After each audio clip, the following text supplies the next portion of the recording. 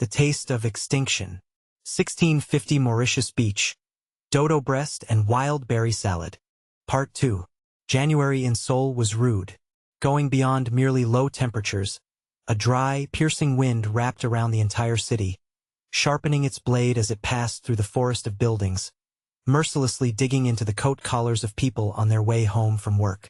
The area in front of Yangjae Station Exit 1 was a mess with pouring snow, commuting crowds, and cars spinning their wheels in place while emitting fishy exhaust fumes.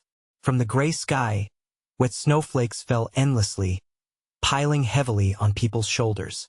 Shu stood by the station pillar, looking down at his fingertips with a deep sigh. Due to logistics being paralyzed by the record-breaking heavy snow that had lasted for days, the only things guarding the shelves of the convenience store near his company were boxes of tangerines that had been tied up while coming up from Jeju Island. Proper restaurants closed down due to a lack of food supplies, and with even delivery motorcycles cut off, the only choice Shu had was the tangerines piled up in boxes. The problem was Shu's sensitive constitution.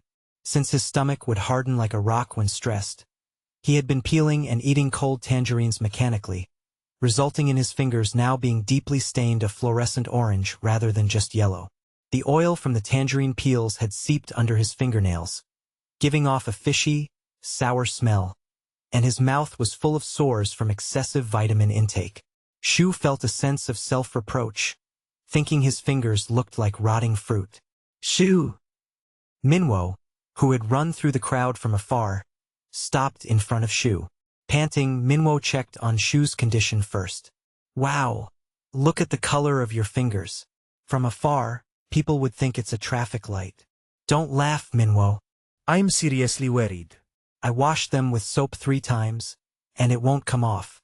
People are calling me a tangerine ghost. Who told you to eat a whole box of tangerines? Come here. My pocket is warm. Minwo naturally grabbed Shu's orange hand and put it into his coat pocket. As the heavy warmth of the hot pack inside the pocket touched him, Shu's stiff shoulders slightly relaxed. Minwo wrapped his arm around Shu's shoulders and headed to the 4th basement floor of Yangjae Terminal. It was the main hub for Kronos Highway, an already popularized space-time travel service. The terminal lobby was bustling with travelers, from families to couples looking to enjoy a date, each holding a hologram ticket with their destination written on it. They were waiting for their capsules with excited expressions.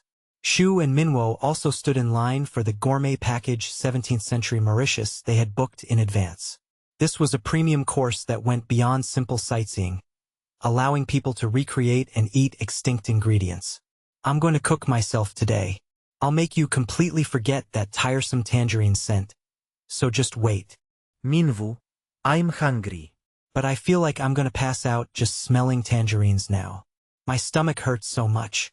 As soon as the capsule hatch opened and the two sat down, a soft gravitational acceleration was felt.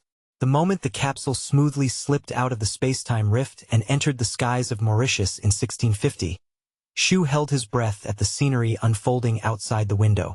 It was an overwhelming explosion of vitality that could not be captured by any ultra-high-definition video of modern times. Mauritius, known as the blue jewel of the Indian Ocean, was embedded on the sea like a giant emerald. The coral reef wall formed over tens of thousands of years along the edge of the island crashed against the strong waves in white, creating a natural lagoon, inside which thousands of shades of blue, from transparent jade to deep turquoise, rippled in layers. The primeval forest covering the entire island radiated thousands of shades of green, from deep green to light yellow-green, and the island's ridges looked down upon from above the clouds were as majestic as a sleeping giant from the beginning of time.